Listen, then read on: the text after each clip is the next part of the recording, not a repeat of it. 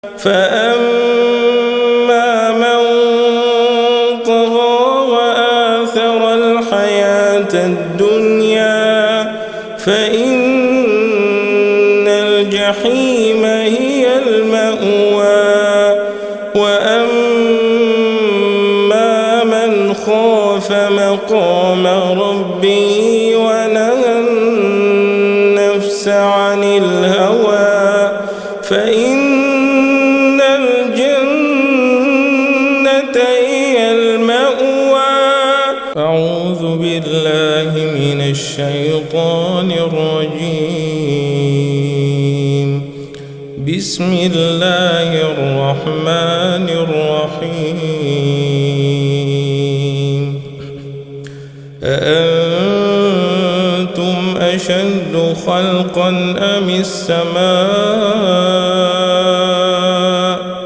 بناها رفع سمكها فسواها وأغطش ليلها وأخرج ضحاها والأرض بعد ذلك دحاها أخرج منها ماءها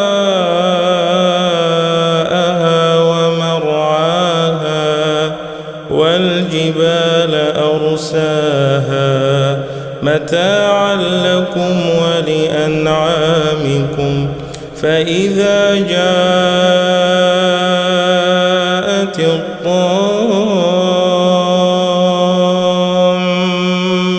الكبرى يوم يتذكر الإنسان ما سعى وبرزت الجحيم لمن يرى. فأما من طغى وآثر الحياة الدنيا فأما من طغى وآثر الحياة الدنيا فإن الجحيم هي المأوى. وأما من خاف مقام ربه ونهى النفس عن الهوى فإن الجنة هي المأوى. يسألونك عن الساعة أيان مرساها فيم أنت من ذكراها إلى ربك منتهاها. إنما أنت منذر من يخشاها كأنهم يوم يرونها